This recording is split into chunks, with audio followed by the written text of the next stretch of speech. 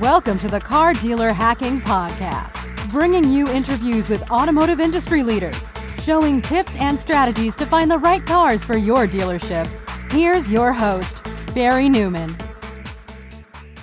Hi, this is Barry Neuman. I'm the creator of the Auto Arbitrage Formula. I want to welcome you to this week's podcast with our featured guest, Henry Kaminski from Unique Designz, the brand doctor on Instagram. How you doing, Henry? What's going on, Barry? Thanks for having me on the show, dude. So appreciate it. I'm glad to have you. I'm so excited. This is a culmination of about 3 years worth of Henry listening to me try to get a business off the ground. Right, Henry? Yeah, dude. It's been about 36 months. I'm not going to lie. 3 years? So now that we know who you are and that you're a brand doctor, what is it that you do, Henry, that is going to help the car dealers and people interested in getting into the car business that are in my audience, help them grow their brand? Sure. So real quick, I own a company called uniquedesignz.net, and it is niched down to helping personal brands build influence with their audience. So when I create brands for my clients, I'm not just talking about designing a logo or a website or any of those types of things. That is part of it, but there's much more involved than just a logo or a website, right? So I help my clients position themselves as subject matter experts and help them craft the right message for the right audience, because if you put the right message in front of the right audience, what happens? Magic, right? You close the deal. So I help my clients position themselves as subject matter experts. I help them scale their expertise and help them grow and build their influence in their niche.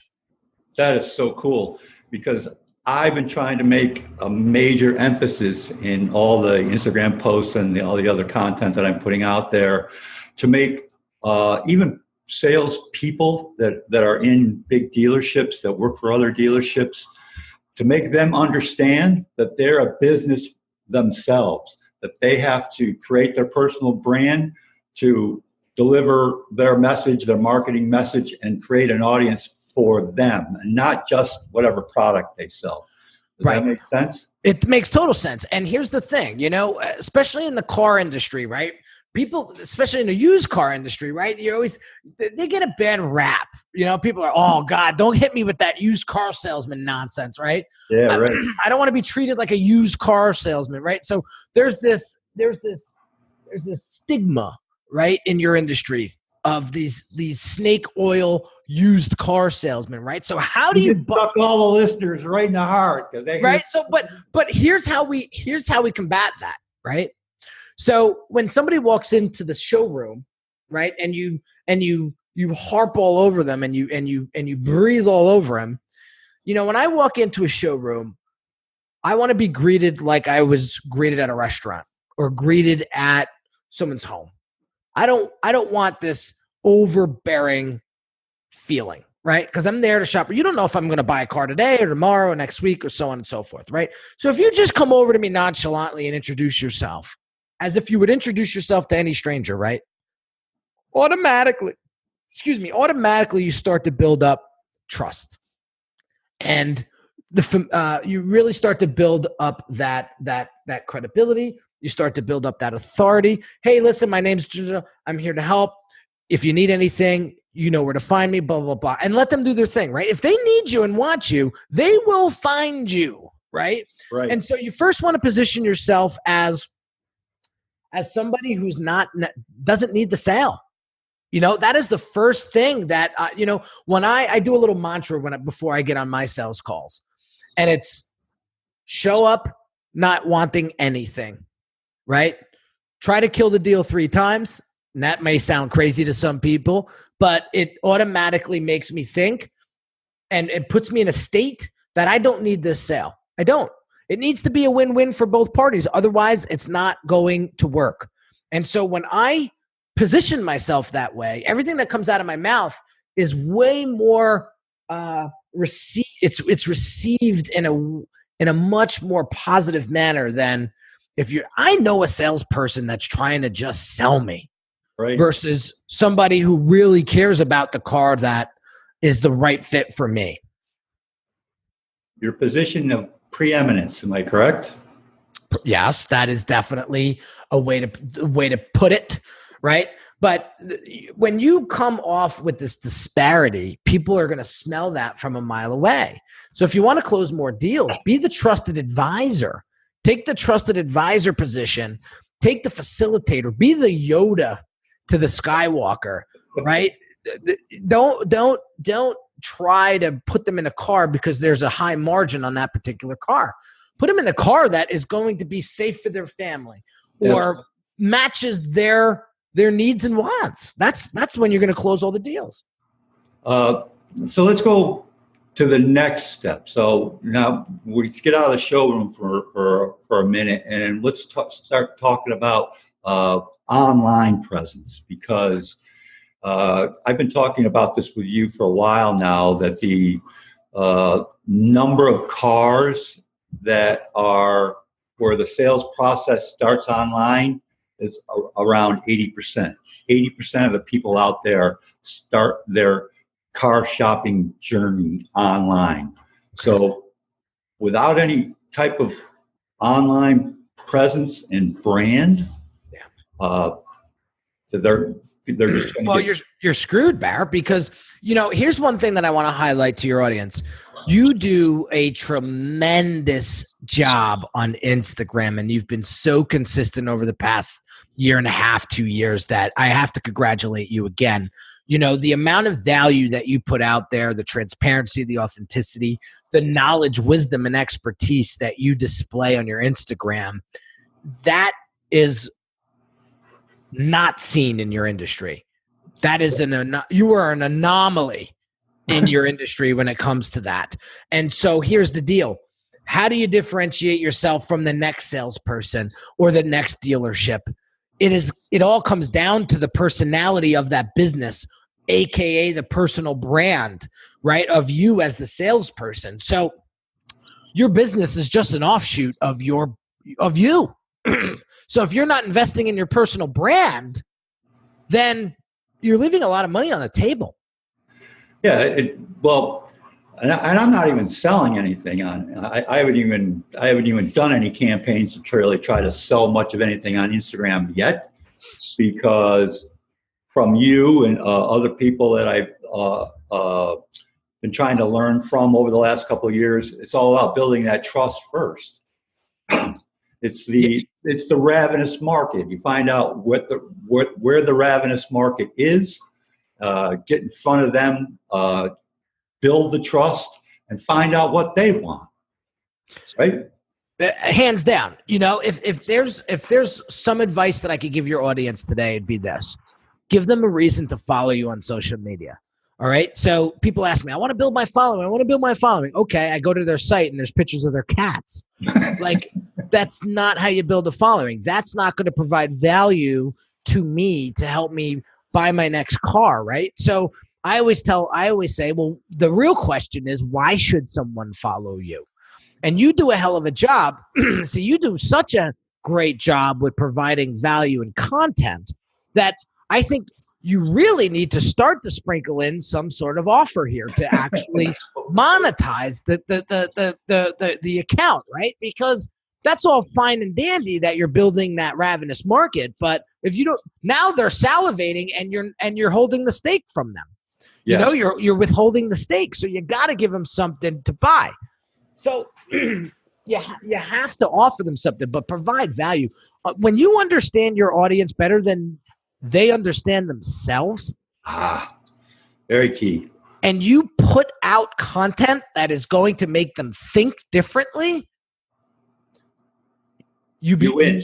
You win. There's no other part about it. And so you've done a good job where, if people go to the auction and they make the same mistake over and over and over again, you're quick to jump in there and say, this is what you don't do at the auction.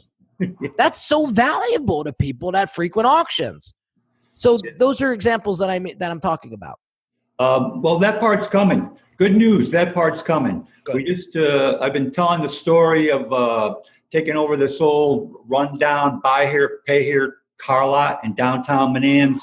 And we're going to, now that we have an audience on Instagram of over 13,000 followers, we're going to show the next step, which is creating the campaigns with the cars that we're going to have here on the lot, and show the journey that they will take to reach the buyers that are in my audience already. Yeah. So that's going to be some exciting things to do. But I want to get back to the main key being the ravenous market first. Well, we're taking the approach here is that we're going to find the market first, and then we'll go find the cars. Instead of putting 35, 40, 50 cars out there that we don't know if anybody wants at all, we're going to reach out to the market that we've already got in front of first, find out what they want. Maybe not specifically, but the types of cars, whether they be SUVs, or maybe there's a need in the area for cargo vans, or whatever it is. So that's kind of what we're going to try to do, and we're going to document doing that as we go. And Enrique and I are going to put up some cool campaigns on particular vehicles, and we're going to measure them and then put out the results that we get with each campaign, and that's going to lead into more and more training that I'm going to have down the line. But thanks for bringing that up, and it'll give me a chance to do a little plug for myself there. I appreciate that. That's awesome, man. No, I'm teeing you up. So how can I best serve your audience? Where are they struggling the most when it comes to a selling, or perhaps they're struggling with their social media presence? Where can I be of value to them? Well, I think it's right in your name, Henry. The herd mentality that's been prevalent in the automotive industry. I'm going to get a lot of trouble for saying that, because all car salespeople think they're unique, but they really aren't. They're all, if you go to as many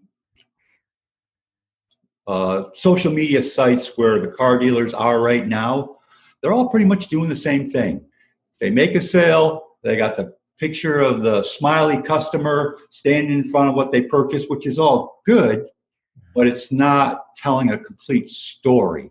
They don't, they want to take a snapshot, put it up on Instagram or Facebook or LinkedIn or wherever they're comfortable, and think that that's going to lead them to the next sale.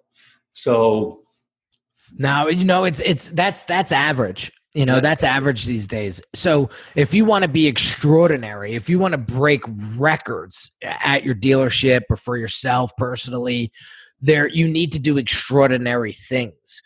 So I'll give you a quick example. One of the things I just recently bought a new vehicle, and they made it work. Right? They said, we want to put you in this car. We want you to have this car. We're going to make this work. The salesperson, what's his name? Keith DeYoung up there in Mercedes-Benz of Newton, New Jersey. You got rid of the Maserati?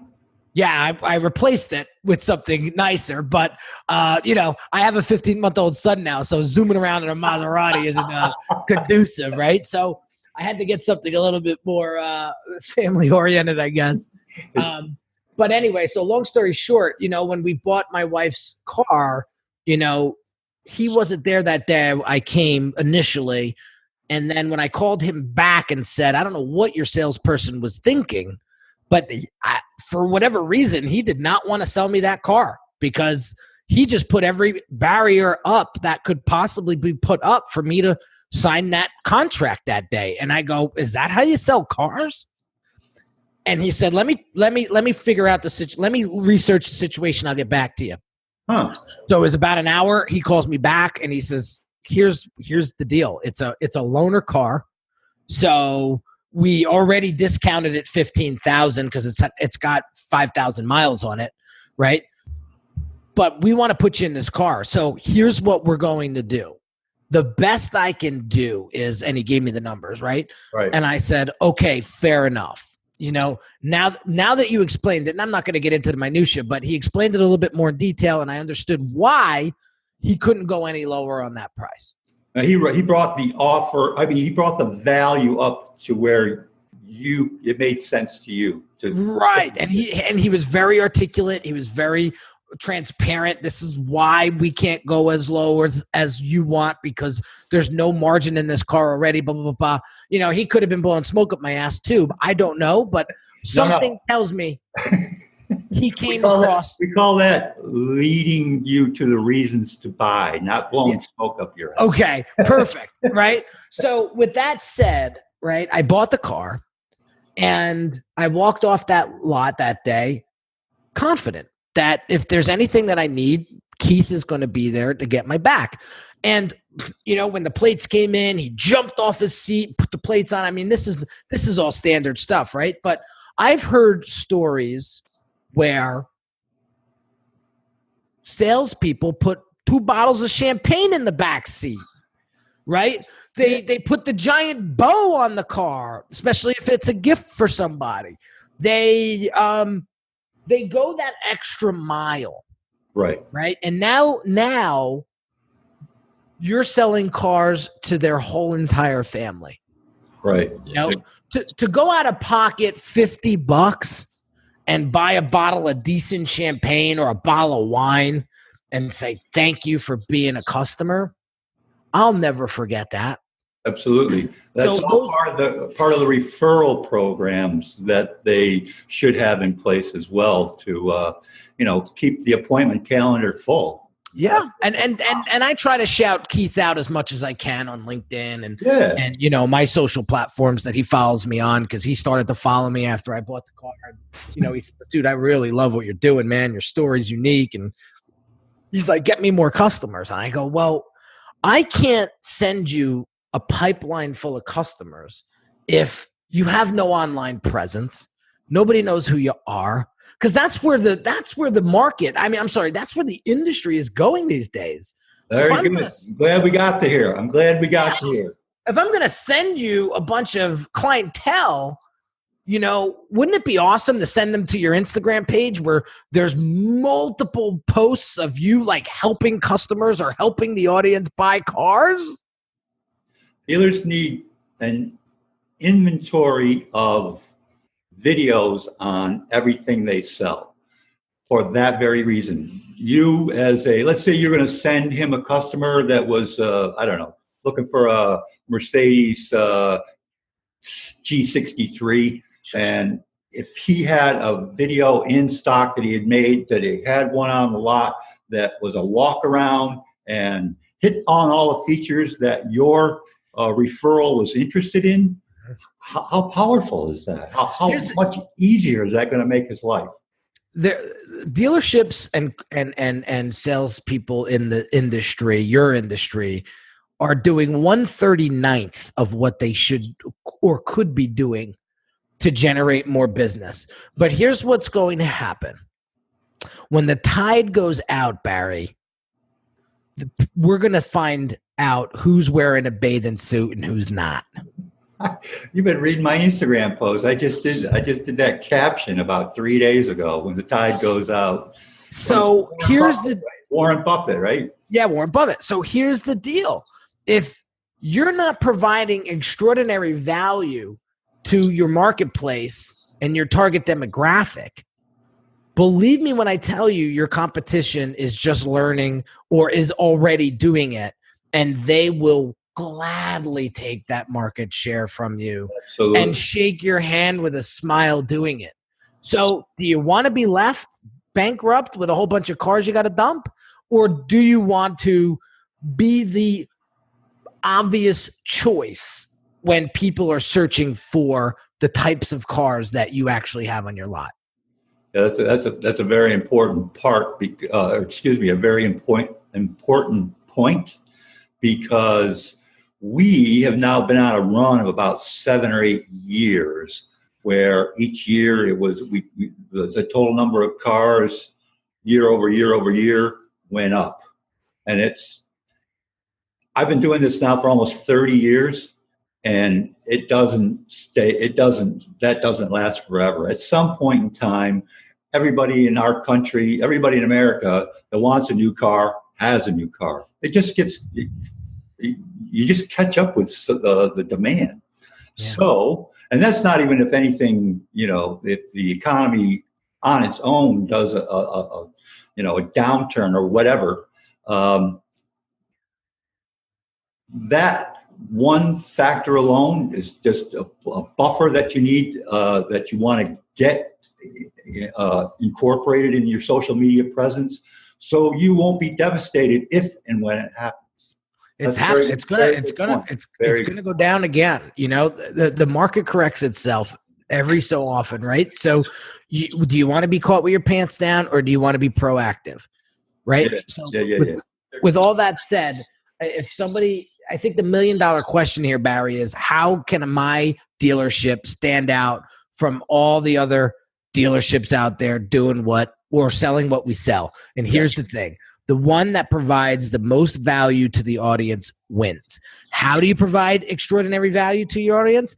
By knowing them better than they know themselves. So when you come in and you ask them questions and you make them feel heard and understood, that is a tremendous amount of data and insight that you can use for social media content or email content or whatever, or ads that you put out in the paper, right?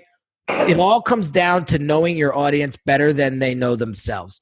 When you do that, you have an advantage of providing extraordinary value, way more value than your competition, and that's where you win. That's the bottom line. So do you want to put in that effort or do you not? You have a choice. Very critical point, Henry. I've been trying to drive that point home myself over the last few months about measuring, because if they're going to go through and put all this effort in and not have any concept of what the effect is for them, then it's not worth doing.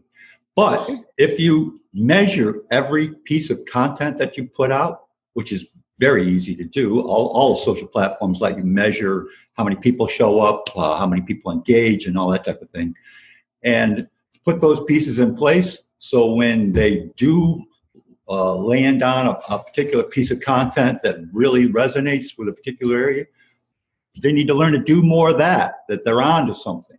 Exactly.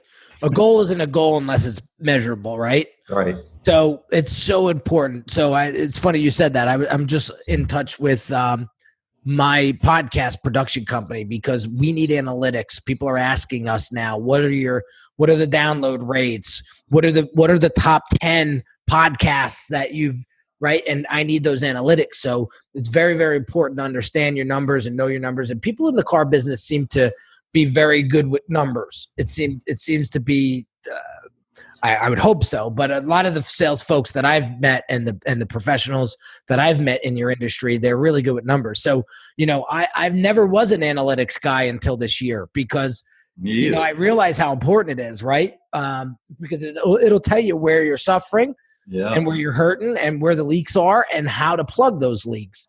So Iconosquare is a great software for Instagram, right? So it's $40 a month. It's a little hefty for an analytics software, but let me tell you something. When my engagement numbers are down based upon my analytics, I'm like, I need to get my ass in gear here and start asking more questions, getting people involved, and those numbers go back up again. So, but being blind to your analytics, you'll go months, you'll go years, right?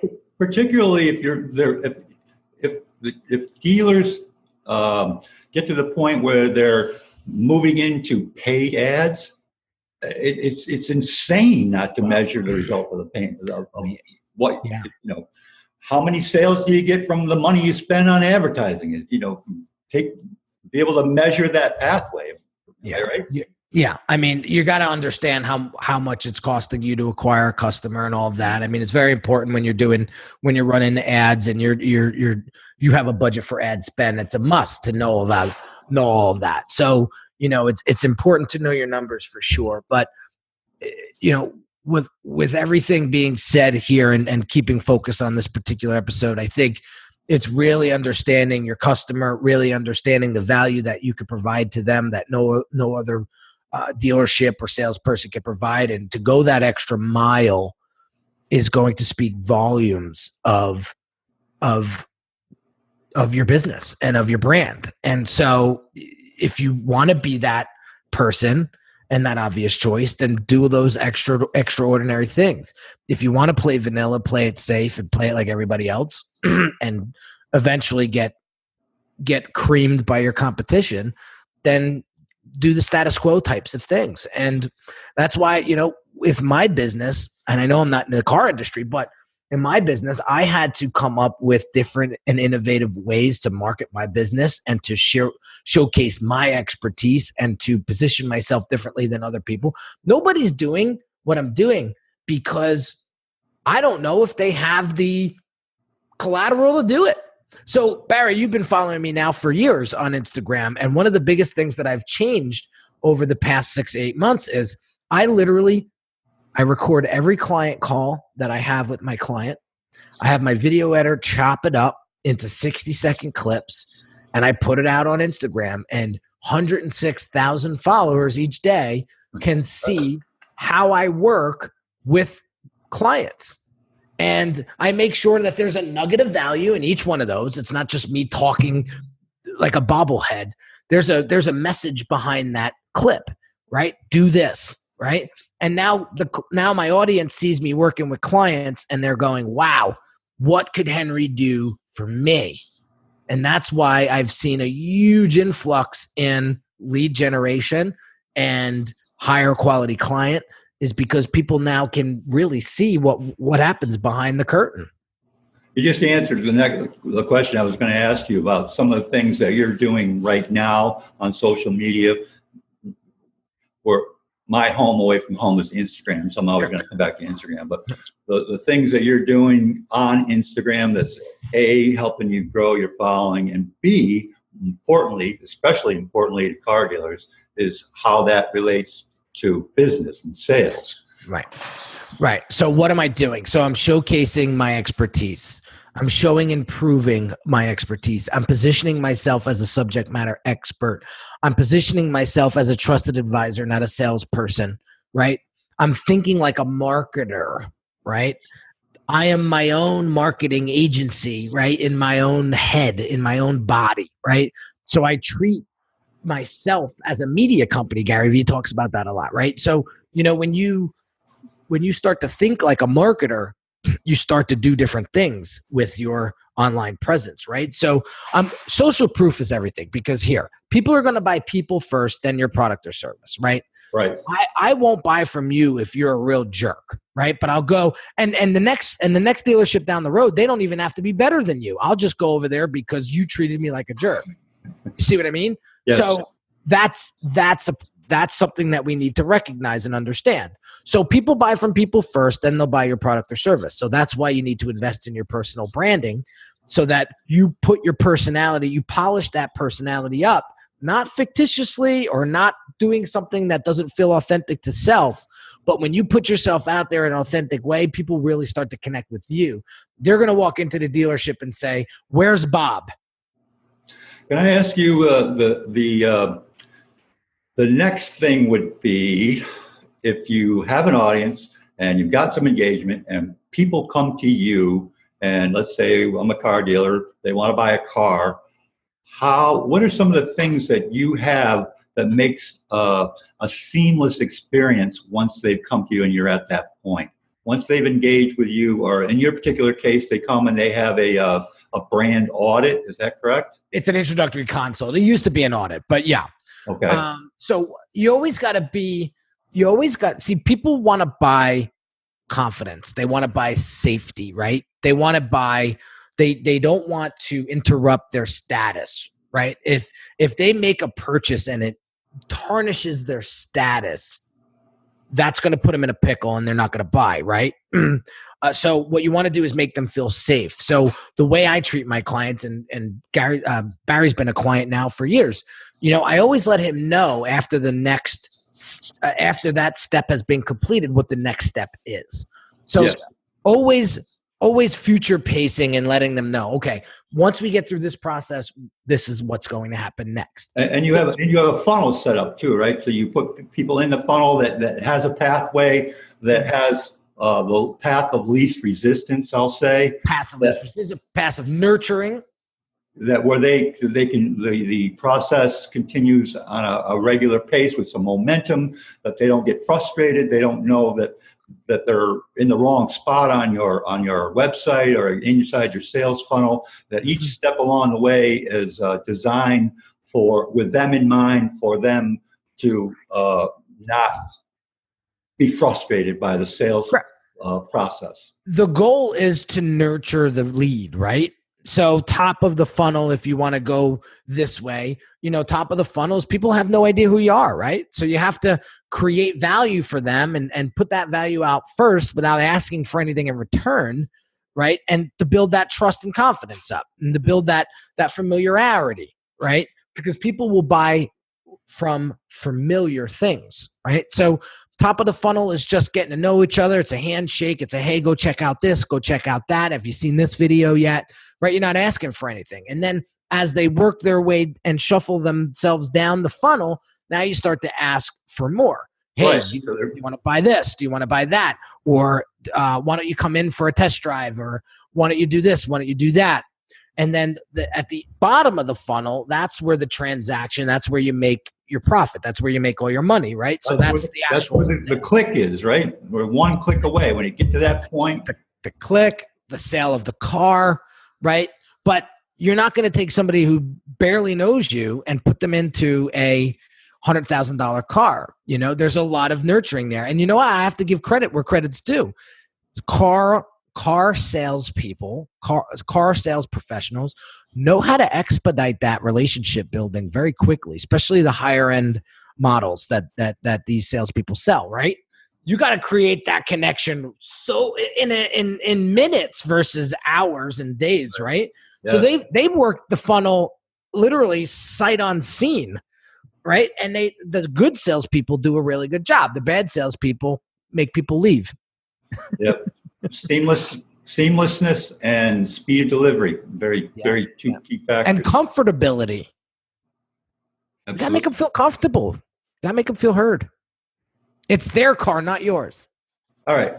So if somebody listening wants to reach out to Mr. Kaminski to have you take a look at what they're doing, to review what they're doing, to see if you can help them, how could they reach you? Easy. So my website is uniquedesignz.net. And there you'll find my Instagram account, my YouTube channel, my podcast, the Brand Doctor podcast. You'll have an opportunity to download some free training to help you position yourself as a subject matter expert and really help you build that salesmanship and that credibility and that authority. And then there's a point there to book an introductory consult with me if you decide that you qualify. Because right now we're only working with clients that typically generate at least $10,000 a month in revenue because of the quality of service that we provide and the level of service that we provide. Folks that are underneath that threshold probably won't be able to get those types of higher end tailored services. But that's where you can find me. And very good. Very good. I guess that's about all. You can't think of anything else you want to add for now. I really appreciate your time, Henry. It's been very, very insightful. I think listeners are going to get a lot out of it today. And I guess that's it. You got any other questions? That's it, man. Bear, I appreciate you for having me on the show. And happy holidays. Can you ask me one Hey, question? do you mind if I ask you a quick question? Yeah, please. All right, so I have my own marketing and advertising agency, and I just want to ask you, you said you record some phone calls, right? And then you post them to your Instagram accounts? Say that again. I record my client strategy calls, yes. And then I chop them up, I make them look really cool, and then I post them on my social media. Gotcha. So I was wondering, you do cold calls often? Never. Reach out to other businesses? Never. It's all inbound. And they actually pay to talk to me first time. So it's Barry will tell you. So it's $100 to talk to me for 30 minutes, 40 minutes. And then they'll either say, yes, this is what I need. And they'll go into a $10,000 or $15,000 program, or they'll say, I don't think that this is right for me, or I can't afford it, or the whole thing. Right. And then I still got paid for the call because that's my time and the value that I delivered on that call, right? So I do no cold calling whatsoever. It's all inbound. Gotcha. And the way that happens is due to the amount of content I put out there. 106,000 followers on Instagram will do that for you, Henry. That's a lot. Yeah. Yeah. And well, it's the amount of value that I put out there too. It's not BS content. Like you go there and you really get some great insight and value. And so, before I post my next post, I say, is this going to help them? Very and good. if I can't answer that, with a yes, then I don't post it. All right. Thanks again, Henry. Bro. Have a great holiday. You too? Say hello to the boy. How's the boy walking now and everything? Oh my God, he's 15 months. He's at school now. He's crazy. He's like a grown man. Very cool. Happy holidays, Henry. You too, my friend. It was a Take pleasure. care, buddy. Take Likewise. care. Bye-bye. Thanks.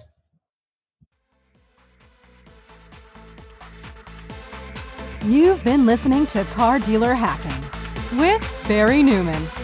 To learn more about the resources mentioned on today's show or listen to past episodes, visit www.wholesalecarflipping.com.